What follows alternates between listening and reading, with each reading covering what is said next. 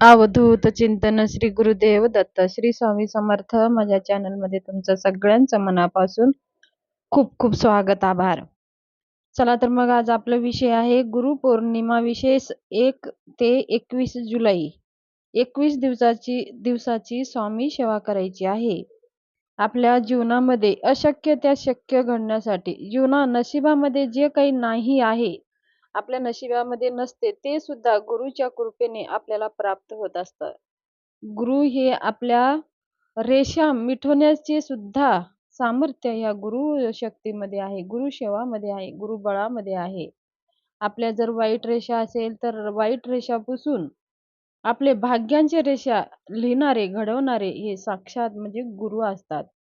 आपल्यावर एकदा देव कोपलो तरी चालतं, पण गुरु कोपलं तरीही आपल्याला कोणीही वाचू शकत नाही. म्हणून आपण गुरूंची कृपा, आशीर्वाद प्राप्त करण्यासाठी, गुरुचं कृपाबळ, त्यांचं कृपा आशीर्वाद प्राप्त करण्यासाठी आपल्याला 21 दिवसाची गुरुपौर्णिमा निमित्त 21 दिवसाची सेवा आपल्याला मी आज सांगणार आहे. सगळ्याने आवर्जून करा. ताई, दादा, मुलं, मुली कुणीही करू शकतात. जर तुमच्या जीवनामध्ये काही अडचणी असतील, काही मनासारखं घडत नसेल, कोणाचं मनासारखं लग्न जमत नसेल, पती-पत्नीमध्ये वादविवाद होत असेल, घरामध्ये आपला व्यवसाय थांबलेला आहे, आर्थिक अडचणी आहेत, घरामध्ये सारखं सततची कटकटी आहेत, अशा वेळेस जर तुम्हाला खूप काही जीवनामध्ये सांसारिक समस्या असेल, तर संकल्पयुक्त 1 तारीख ते 21 तारखेपर्यंत आपल्याला स्वामी सेवा करायची आहे. आणि हे कोणतेही समस्या असू द्या, तुम्ही स्वामी सेवा करू शकता. बघा, स्वामी सेवा म्हणजे आपल्या गुरूंची सेवा आहे. गुरु महाराजांचा आशीर्वाद प्राप्त करण्यासाठी आहे. गुरुपौर्णिमेच्या दिवशी गुरूंचा आशीर्वाद आणि धन, सुख, शांती आणि समृद्धीचे वरदान मिळू शकतो. म्हणून आपण गुरुसेवा करायची असते. आपले समस्या दूर करण्यासाठी सुद्धा आपल्याला स्वामी सेवा करायची असते. आणि आपल्या जीवनामध्ये काही दुःख आहे, अंधार आहे, काही आपल्या अंधारातून, त्या दुःखातून आणि त्या अज्ञानतामधून आपल्याला जर कोणी बाहेर काढत असते, तर ते गुरु असतात. म्हणून आपल्याला गुरुपौर्णिमा निमित्त 21 दिवसाची आपल्याला सेवा करायची आहे. ही सेवा तुम्ही संकल्प करून करा. संकल्प हे पहिल्या दिवशीच करायचं असतं.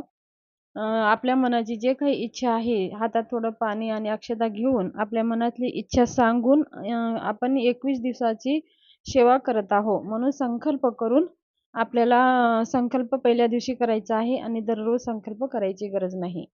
जर कुणाला मध्येच पिरियडचे जर असेल, आता लेडीजला कसं असतं 5 दिवसाचे पिरियड असतात, तर त्या काळामध्ये आपल्याला ही सेवा स्किप करायची आहे. पुढे आपल्याला हे जे काही आपले 5 दिवस गाळलेले आहेत, ते 21 दिवस पूर्ण करायचे आहे. आणि ज्यांना जर पिरियड येत नाही, म्हणजे 1 तारखेच्या आधीच झालेला आहे, त्यांना असे मध्ये खंड पडू देऊ नका. गावाला इकडं-तिकडं कुठं जायचं नाही. तुम्हाला घरीच सेवा चालू करत आहात, तर घरीच ही सेवा करायची आहे. असं नाही की आपण बहिणीच्या घरी, आईच्या माहेरी असं आपल्याला अजिबात करायचं नाही.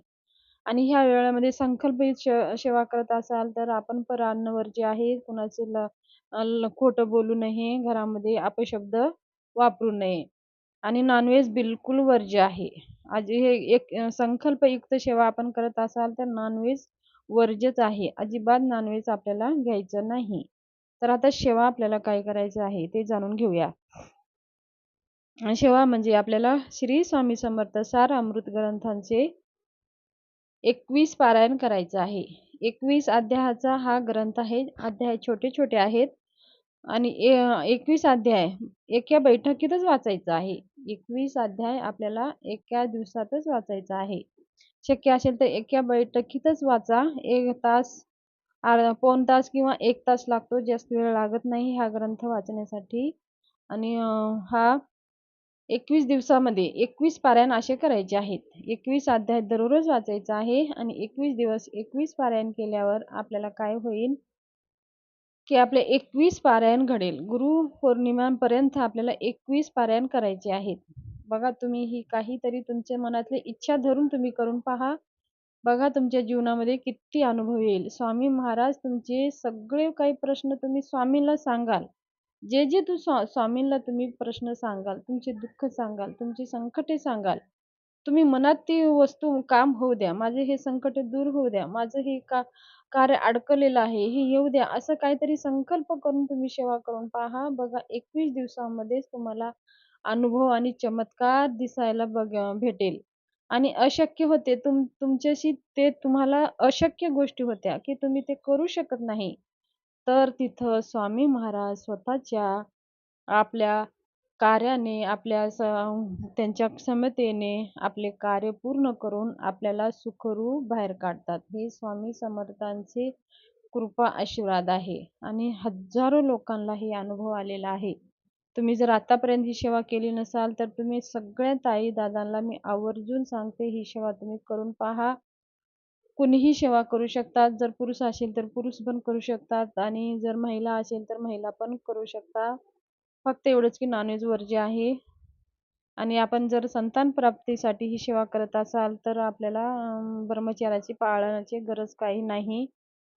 जर समजा आपण कोणत्या दुसऱ्या इच्छेने जर आपण सेवा करत आहात, तर शक्य असेल तर तुम्ही ब्रह्मचर्याचं पालन करा. जर तुमच्या घरामध्ये जमतच नसेल, तर मग ते आपण संसारिक लोक आहोत, तर नाही केलं तरी पण चालेल. तर हे साधे सोपे नियम आहेत. काही जास्त पण हे आपल्याला अवघड नाही. 11 माळी श्री स्वामी समर्थ आणि एक अध्याय पूर्ण, 21 अध्यायाचं एक ग्रंथ पूर्ण असं दररोज 11 माळी जप आणि श्री स्वामी समर्थ सारामृतांचं एक पारायण आणि 11 वेळेस तारक मंत्र.